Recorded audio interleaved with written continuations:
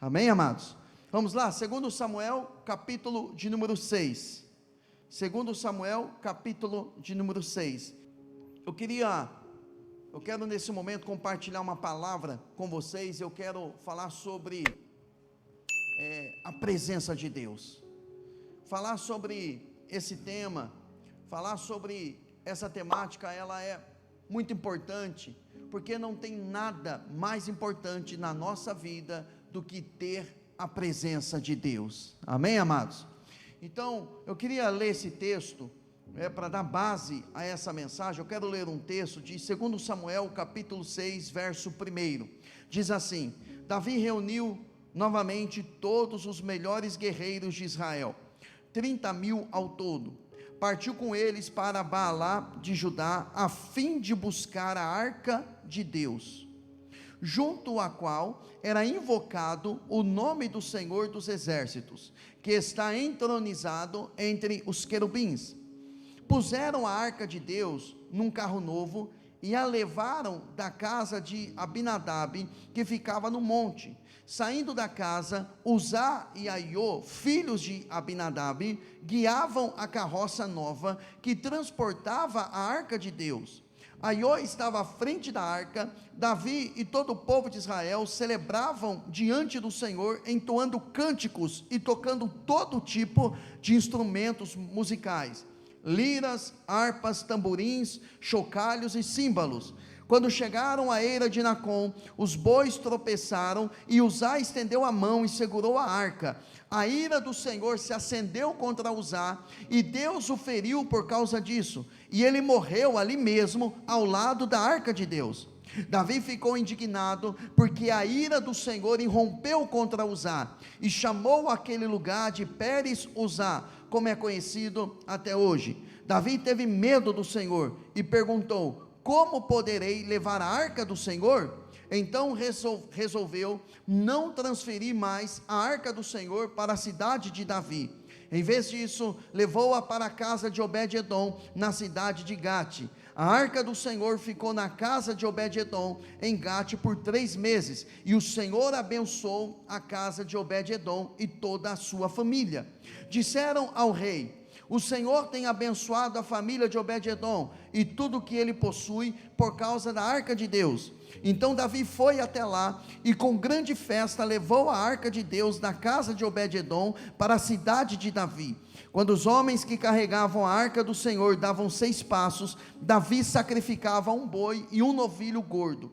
Davi usava um colete sacerdotal de linho e dançava diante do Senhor com todas as suas forças. Assim, Davi e todo o povo de Israel levaram a arca do Senhor com gritos de alegria e ao som de trombetas. Enquanto a arca do Senhor entrava na cidade de Davi, Mical, filha de Saul, olhava pela janela. Quando viu o rei Davi saltando e dançando diante do Senhor, encheu-se de desprezo por ele. Trouxeram a arca do Senhor e a colocaram em seu lugar, dentro de uma tenda especial que Davi tinha preparado para ela. E Davi ofereceu ao Senhor holocaustos e ofertas de paz. Depois que terminou de oferecer os sacrifícios, abençoou o povo em nome do Senhor dos Exércitos. Para cada homem e mulher israelita, na multidão ele deu um pão, um bolo de tâmaras e um bolo de passas. Então todos voltaram para casa. Quando Davi voltou para casa, a fim de abençoar sua família, guarde isso, ele volta para casa a fim de abençoar a família. Ele estava diante da presença de Deus, então ele tinha condições de levar uma bênção para a família. No entanto, Mical, filha de Saul, saiu ao encontro dele e disse: como o rei de Israel se mostrou digno de honra hoje, exibindo-se sem qualquer vergonha diante das servas, como um homem vulgar. Davi respondeu a Mical: eu dançava diante do Senhor, que me escolheu em lugar de seu pai e de toda a sua família. Ele me nomeou líder de Israel, o povo do Senhor. Por isso continuarei a celebrar diante do Senhor. Estou disposto a me tornar ainda mais desprezível e até mesmo a ser humilhado aos meus próprios olhos. Mas as servas que você mencionou certamente me considerarão digno de honra. E Mical, filha de Saul, não teve filhos até o final de sua vida. Você vê que Davi saiu com uma bênção, mas a Mical, pelo desprezo em relação a tudo aquilo que Davi, estava fazendo diante da presença de Deus, ela recebeu uma sentença, um juízo, e ela não pôde gerar filhos. Eu queria fazer uma oração. Curve a sua cabeça. Pai, em nome de Jesus, eu quero orar nesse momento, apresentando esse tempo de meditação da sua palavra. Pai, onde quer que essa mensagem chegar, que essa palavra seja uma resposta de Deus ao coração de cada um daqueles que estão neste momento com o coração aberto para receber a exposição da tua palavra.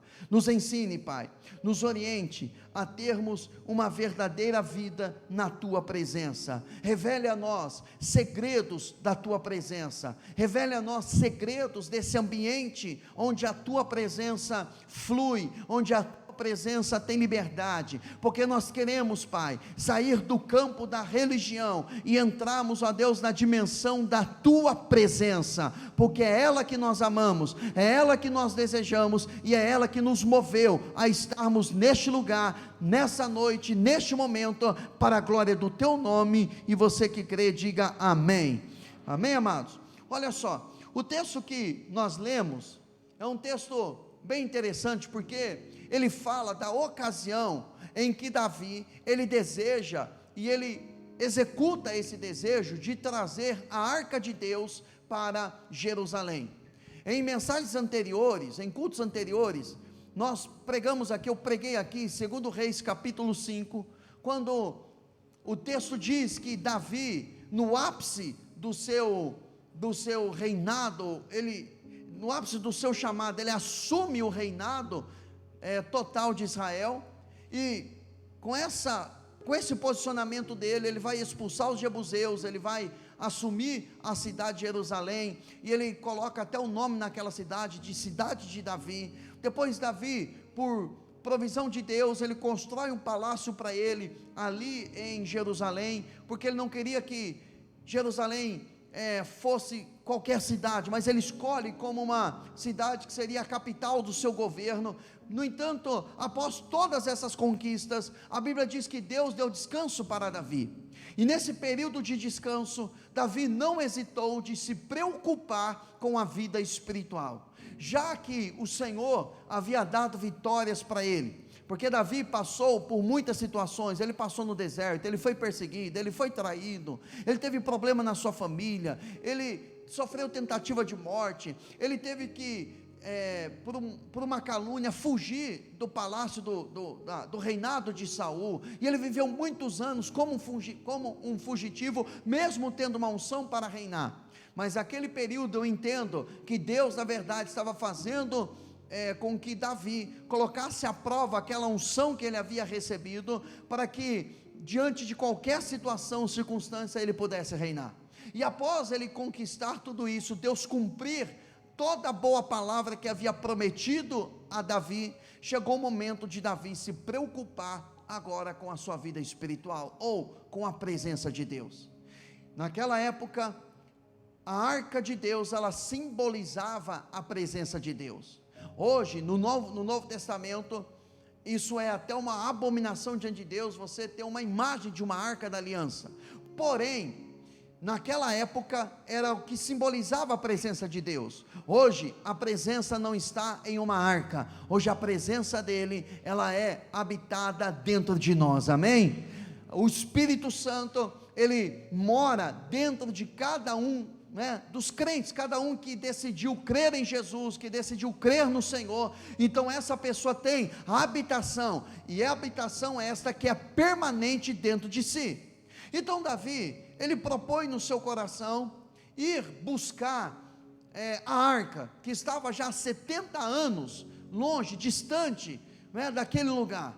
E Davi reúne os seus soldados, seus melhores homens, 30.000 soldados, e agora ele gasta a energia dos seus soldados, não para uma guerra, não para uma batalha, mas para resolver algo que Davi julgava como mais importante, que era a presença de Deus.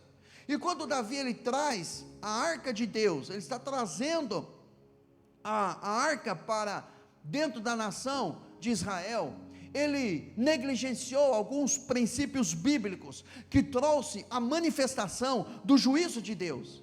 Embora, enquanto a arca estava vindo, sendo carregada pelos bois, havia muita festa, havia música, havia celebração.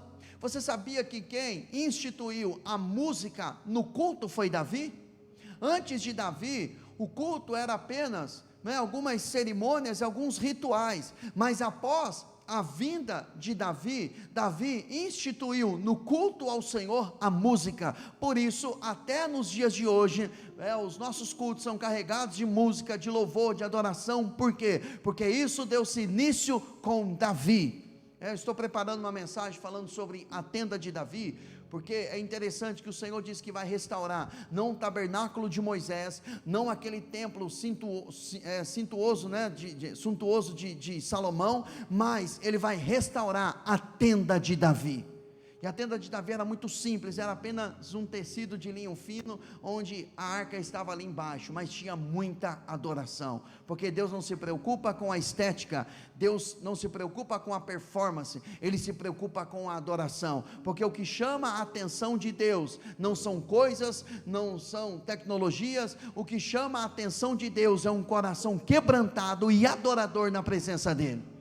Tanto é que ele diz que o Pai procura verdadeiros adoradores, que o adorem em espírito e o adorem em verdade. Esse é o plano, esse é o propósito de Deus. Mas voltando aqui, Davi, quando ele traz a arca, ele não observou alguns mandamentos, porque a Bíblia dizia que a arca, ela não poderia ser carregada no lombo de animais, deveria ser carregada no ombro dos sacerdotes.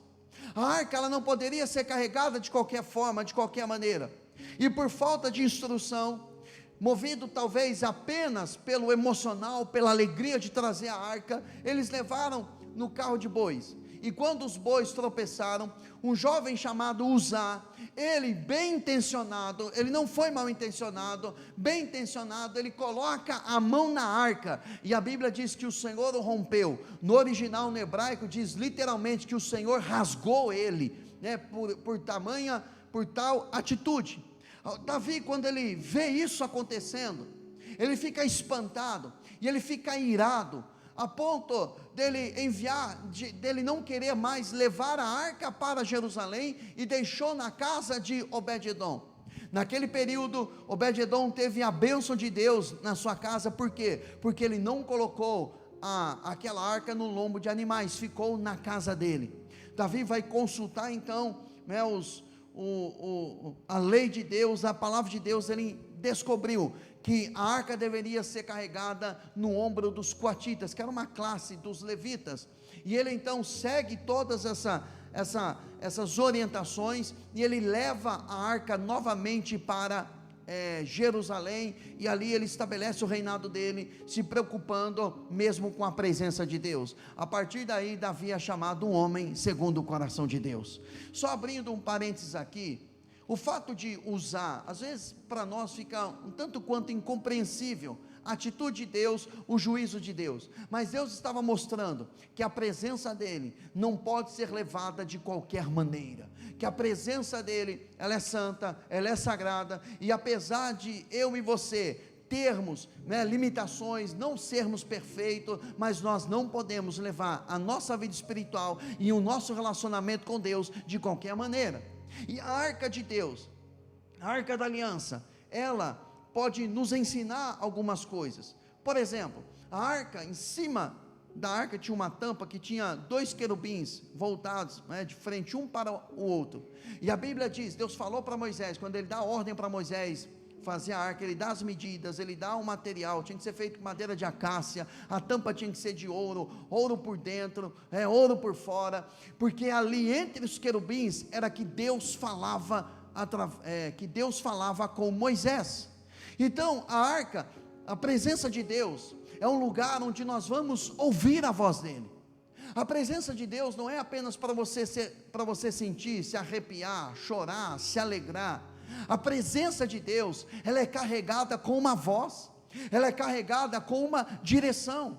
Tanto é que a arca, ela também tinha a responsabilidade de mostrar para o povo de Deus, enquanto eles estavam na caminhada no deserto, onde eles deveriam parar e onde eles deveriam descansar. Está lá em Números capítulo 10, verso 33. Números capítulo 10, verso 33.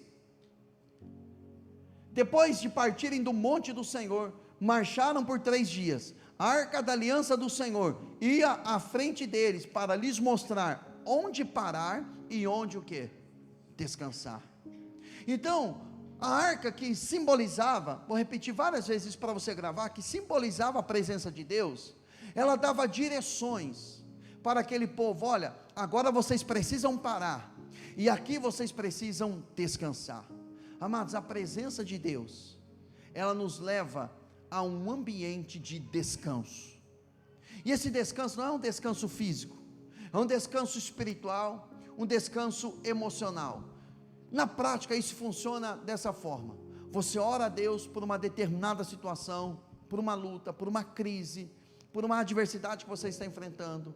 Deus te dá uma palavra, porque você está na presença dEle, falando com Ele.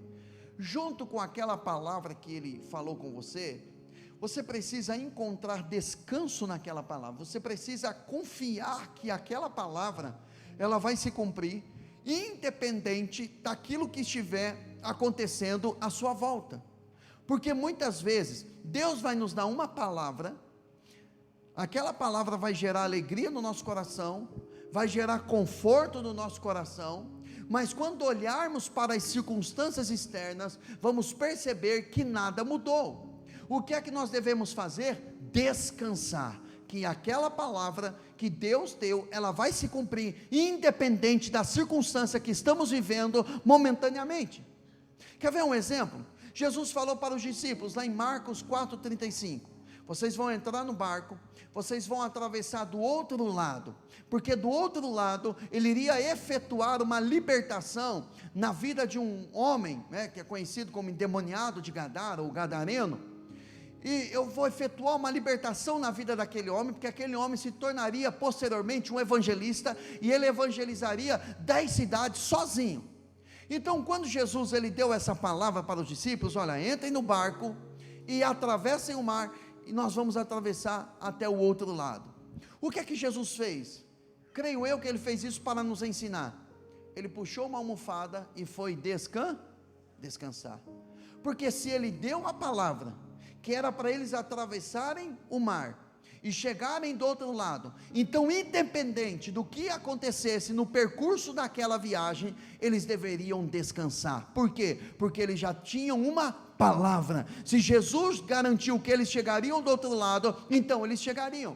E enquanto Jesus está dormindo, uma tempestade se levanta, e aquela tempestade começou a gerar pânico no coração dos discípulos, a ponto deles chegarem diante do Senhor, acordar o Senhor e falar: o Senhor não se importa que nós estamos morrendo? E Jesus, no meio daquela tempestade, disse: por que vocês são tímidos, homens de pequena fé? E Jesus repreendeu aquela tempestade, e eles chegaram do outro lado. Então quando nós entramos nesse ambiente de descanso, significa que no meio da tempestade, no meio das adversidades, se você tem uma palavra, se você tem uma direção de Deus, se as coisas aparentemente fugirem do seu controle, entre na presença de Deus e descanse na presença dEle. Não adianta você ficar agitado, ficar preocupado, porque se você tem uma palavra, você tem tudo o que você precisa é de uma palavra da parte dEle. E se você tem uma palavra, para de ficar pedindo confirmação para Deus. Senhor, confirma. Senhor, usa alguém para falar comigo. Para com isso, você é filho de Deus. Você que é pai, você gostaria de falar algo para o seu filho, que você daria algo, e o seu filho fosse pedir confirmação com uma outra pessoa? Chegasse lá no tio e falasse: ô tio, o que o papai falou é verdade? Tem como você confirmar isso? Aí o tio fala: não, o que seu pai falou, ele vai cumprir com aquilo que ele falou. Aí você vai lá no amigo e fala: ô fulano, você é amigo do meu pai, tem como você confirmar que realmente meu pai vai fazer o que ele... Você gostaria disso? Então você não precisa de confirmação. Essa confirmação que os crentes inventaram nos dias de hoje, nada mais é do que espiritualizar uma incredulidade no coração deles.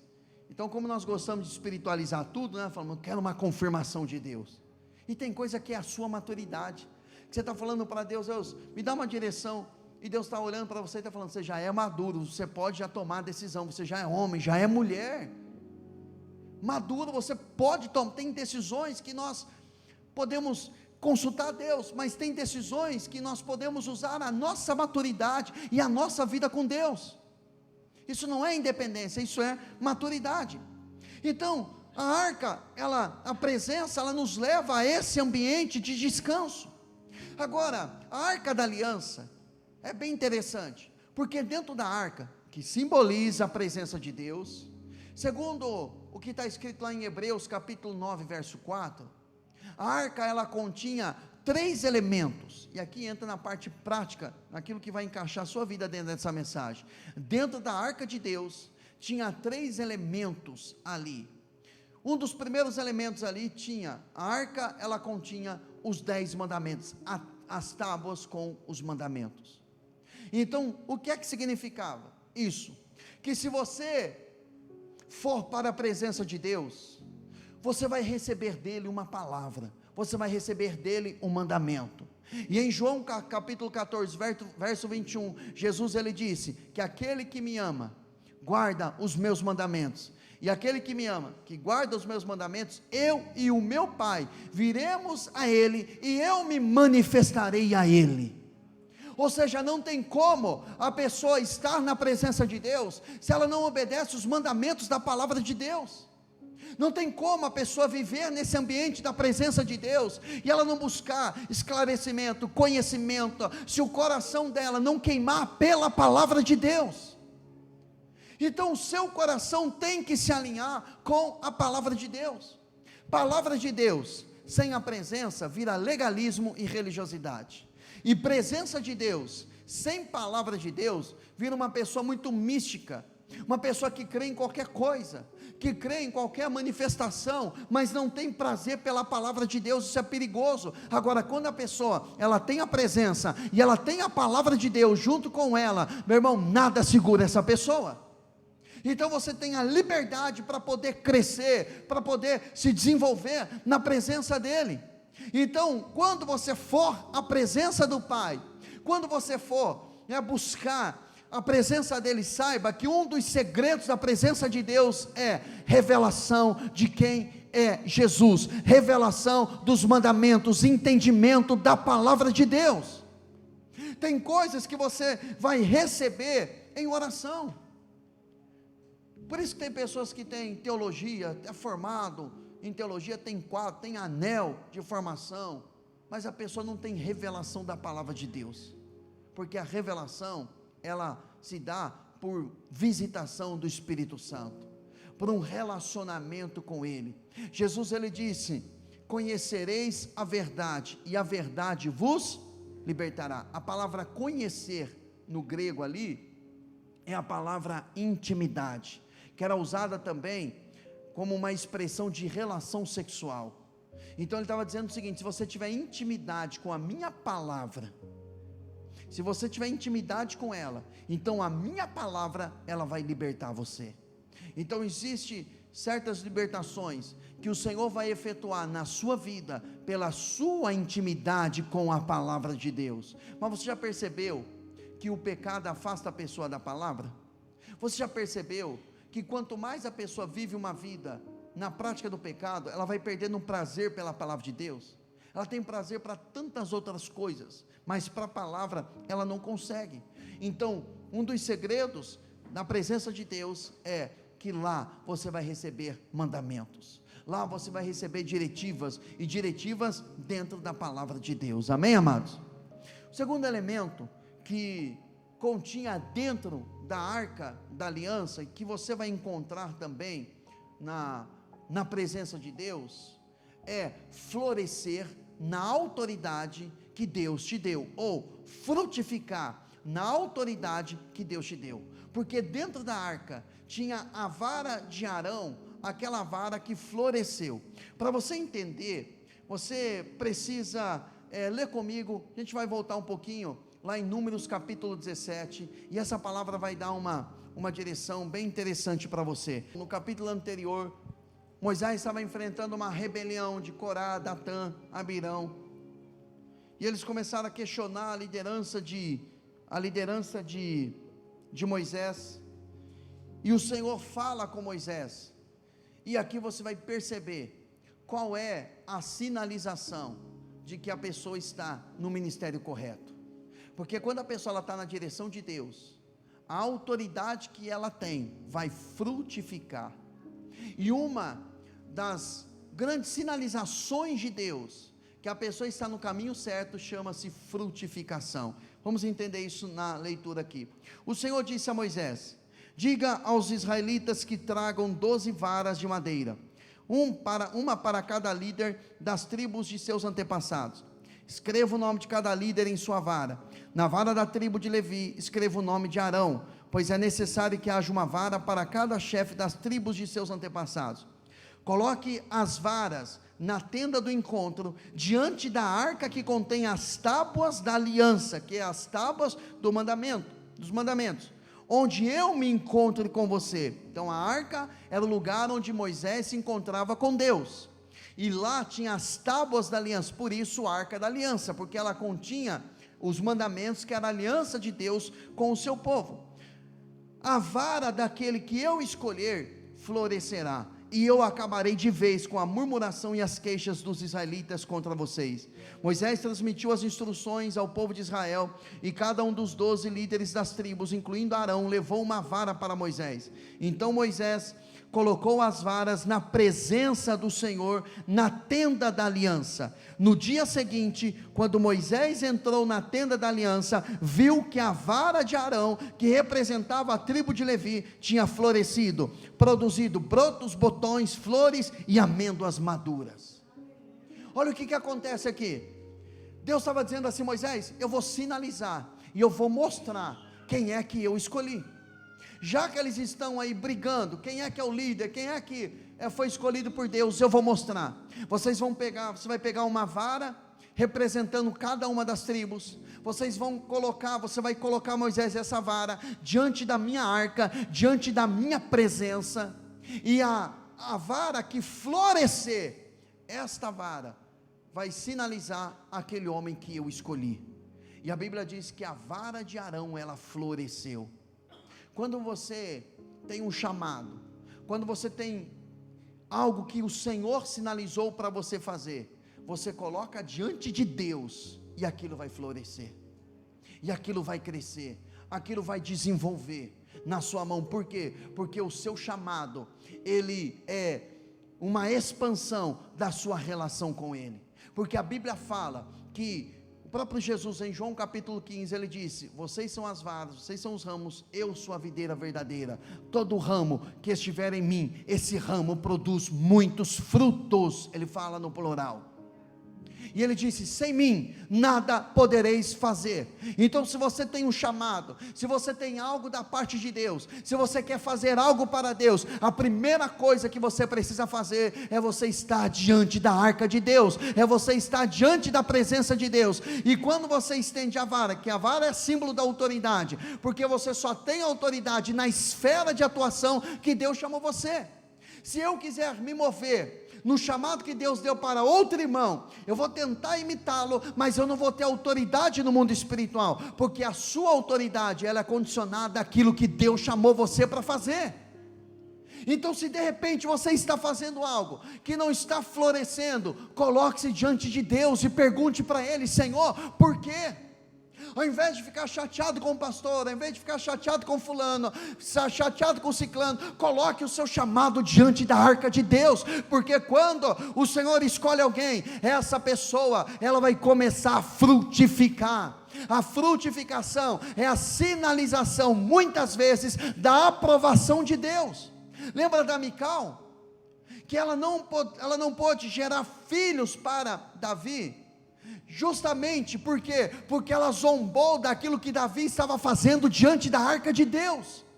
Davi recebeu uma bênção de Deus, ele pega essa bênção, ele vai levar para a família, e a primeira que deveria desfrutar daquela bênção era Mical, mas ela desprezou aquilo que Davi fez diante de Deus. E toda vez que a presença de Deus, ela não é respeitada, ela não é honrada, ao invés da pessoa florescer, o fruto vai apodrecer. Olha o que ele disse, o que ele fez com a figueira, que não pôde produzir frutos. Ele chega diante daquela figueira lá em Marcos capítulo 11, e ele vai colher frutos. Aquela videira, ela tinha uma aparência que ela poderia gerar frutos. Quando Jesus chega para comer um fruto ali, a Bíblia diz que não tinha nada. O que é que ele fez? Ele amaldiçoou aquela figueira. Ele disse: nunca mais ninguém coma fruto de ti. E no outro dia, quando os discípulos passaram ali, aquela figueira estava seca. Por quê? Porque ela não produziu frutos. Meu irmão, há em você uma capacidade de multiplicação. O que Deus colocou nas suas mãos, você tem capacidade de multiplicar. Pode confiar em Deus acima de tudo. Confie no potencial que Ele deu. Recentemente eu falei aqui na igreja que a chave que vai abrir portas para o seu sucesso é o dom que Deus colocou nas suas mãos. Se você tem um dom para as vendas, você vai crescer ali. Se você tem uma habilidade para determinada coisa, se você ficar, isso é o seu ponto forte, se você ficar no seu ponto forte, você vai crescer. Só que o nosso maior problema é a competitividade, que é o resultado de uma comparação. Nós ficamos comparando uns com os outros, mas você é singular, você é peculiar, Deus fez você com algo exclusivo que é seu. Então respeite a si mesmo, ame a si mesmo. Comece a olhar para você e dizer assim: olha, Deus me deu um dom, Deus me deu um talento, Deus me deu um chamado, e eu vou fazer o que Deus mandou eu fazer. E a sua vara, a sua autoridade, ela vai florescer, porque você vai crescer, porque você vai ter uma bênção de Deus sobre você. Agora, não se afaste da arca, porque a vara de Arão floresceu, porque ela foi colocada diante da arca. Quando Deus chamou Jeremias, lá em Jeremias capítulo 1, Deus falou: Jeremias, eu estou chamando você, não diga que você é uma criança, não diga que você é uma criança, porque o que eu mandar você falar, você vai falar, onde eu mandar você ir, você vai, porque eu estou te dando a autoridade sobre nações, para edificar e para derrubar também, para arrancar, mas também para colher. E aí a Bíblia diz que Deus abriu a visão espiritual de Jeremias, e Deus perguntou: Jeremias, o que é que você está vendo? E ele disse: uma vara de amendoeira. Quer dizer, como que ele entendeu que era uma vara de amendoeira? Pelas amêndoas que estavam ali. E o Senhor falou: viste bem, porque eu velo sobre a minha palavra, eu vigio sobre a minha palavra para cumprir os meus planos. Deus estava mostrando para ele: Jeremias, se você fizer o que eu mandar, se você falar o que eu mandar falar, você vai prosperar, você vai frutificar, as coisas vão acontecer de acordo com aquilo que você falar. Meu irmão, Deus quer que você frutifique. Você não precisa fazer força, isso vai ser um crescimento natural, mas você não pode sair de perto da arca da presença de Deus.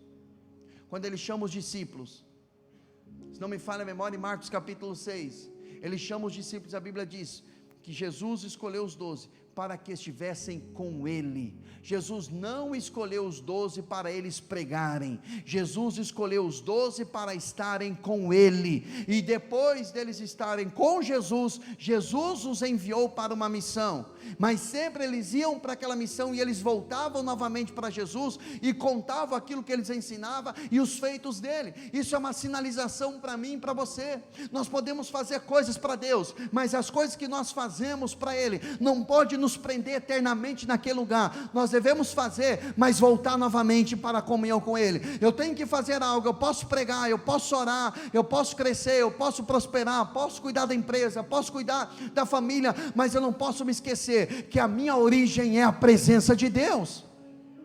A sua origem não é o ventre da sua mãe, a sua origem é na presença dele, porque ele criou você.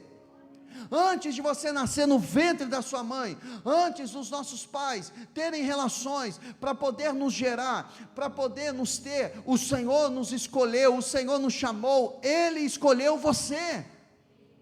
A forma como você nasceu, o ambiente como você nasceu, aí é culpa dos seus pais, ou do entendimento que eles tinham naquela ocasião, mas a escolha de Deus foi você é escolhido de Deus. Você crê nisso, irmãos? Amém?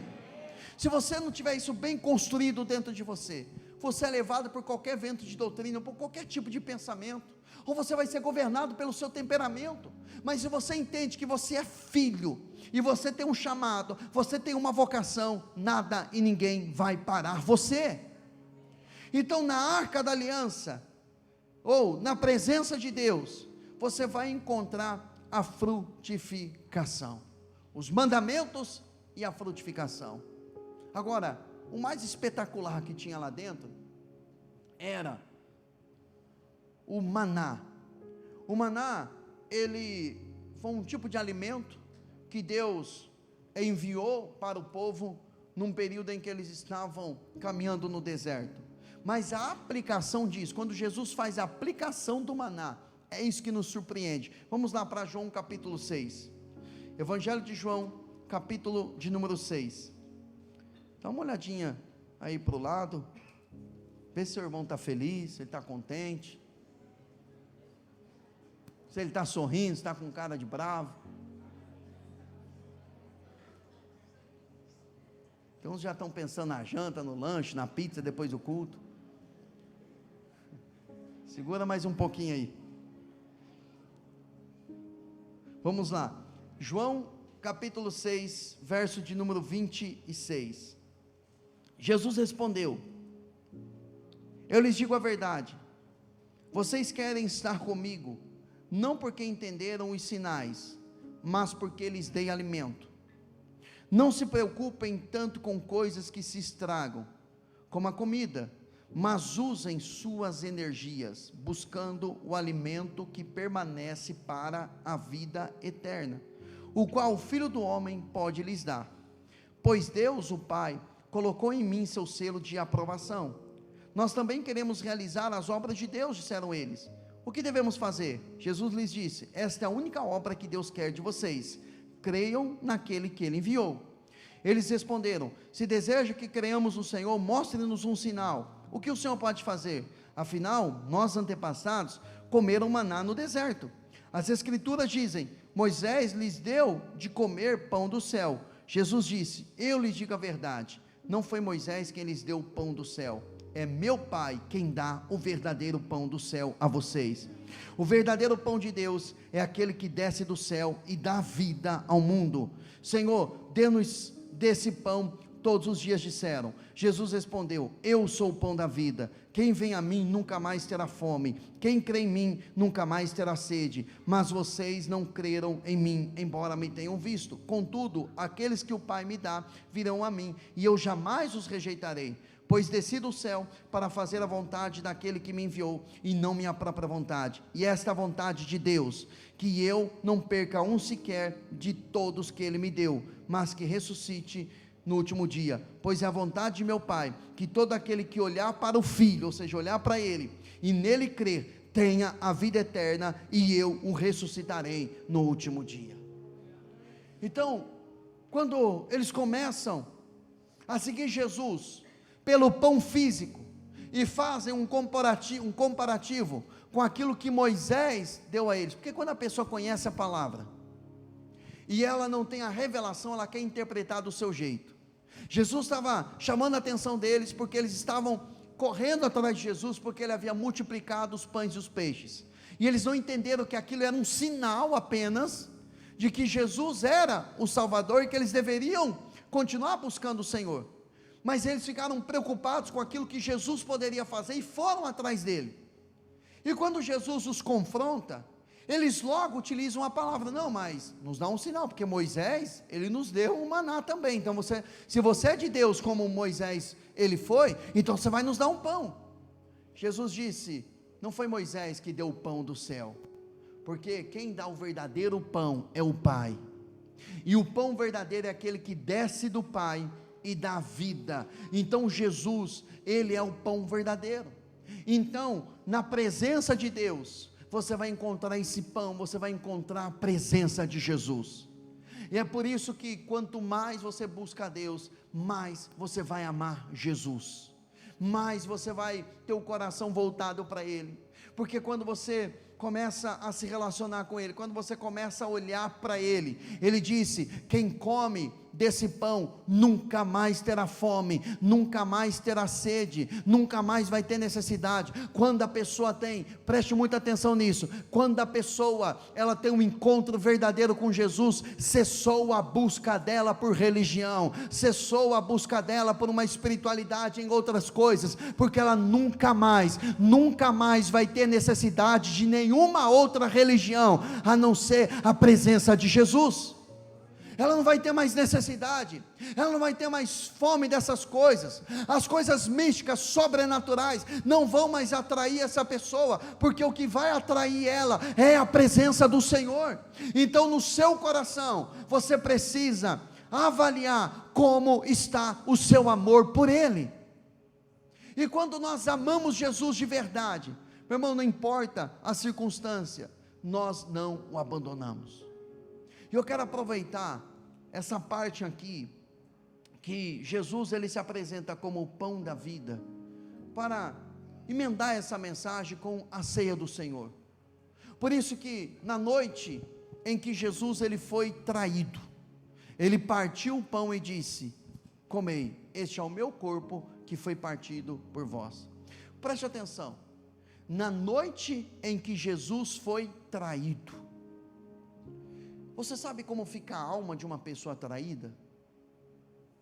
Uma pessoa que confiou tanto em alguém, e aquele amigo puxou o tapete dela. Era a sensação que estava na alma de Jesus.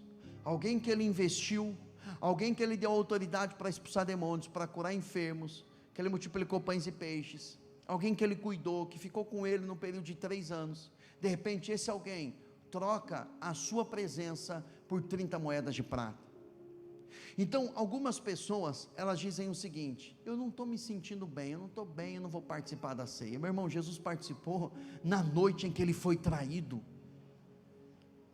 Então nós não podemos mais usar como desculpa o não estar bem, ou não estar vivendo um tempo de bonança, um tempo prazeroso, como uma desculpa para nós não nos relacionarmos com Jesus.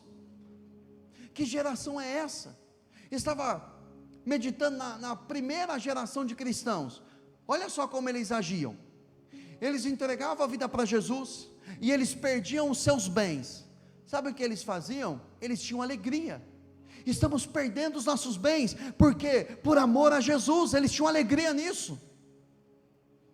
Mas hoje, se nós perdemos alguma coisa, se alguém fala alguma coisa de nós, nós queremos logo ir para o Instagram, postar uma indireta, não é? Queremos provar a nossa reputação, ou jogamos o passado da pessoa para defender o nosso presente. A Bíblia fala que, olha só, Pedro e João, eles apanharam por causa do nome de Jesus. Mas hoje, se nós sofremos pelo nome de Jesus, nós entramos em depressão, entramos num quarto, queremos ficar lá uma semana trancado. Se sofremos por amor dele, nós não queremos vir na igreja. Eu não vou na igreja porque eu não estou bem hoje, eu não vou orar porque eu não estou bem. O irmão não olhou na minha cara, o fulano não olhou para mim, o ciclano não olhou para mim. Meu irmão, na noite em que Jesus foi traído, ele partiu o pão.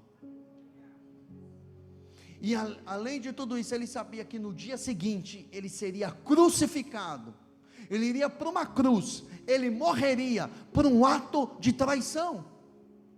Só que ele não olhou para Judas com essa perspectiva que eu dei a você, essa é a minha perspectiva, porque Jesus não olhou para o que Judas fez como uma traição. Como ele tinha os olhos espirituais, ele olhou para aquilo que Judas fez como um propósito de Deus para empurrá-lo para a vontade de Deus, que era a cruz. Sabe quando você vai começar a ter inteligência emocional? Quando você olhar até para aquilo de mal que as pessoas estão fazendo, e olhar para aquilo, ressignificar aquilo, entender que aquilo está empurrando você para o propósito de Deus. Parar de ficar lambendo as feridas, de ficar chorando os fatos, os eventos, e entender, não, se Deus permitiu que eu passasse por isso, não creio que isso era a vontade dele para a minha vida, mas ele pode usar aquilo que eu sofri, aquilo que eu passei, as minhas vivências, como uma ferramenta para me aperfeiçoar para o propósito que ele tem para a minha vida. É com essa perspectiva que você precisa ter. Jesus não olhou para Judas e ficou pensando: esse traidor, você vai ver o que eu vou fazer com você. estou de mal com você agora, né? Não vou conversar com você mais, não vou olhar mais a sua cara, não. Ele chamou Judas de amigo, porque a perspectiva dele não era humana, a perspectiva dele era eterna. Ele não enxergava o momento, o evento em si, ele enxergava toda uma eternidade. Então se você ficar olhando para um evento isolado, você vai acabar se matando.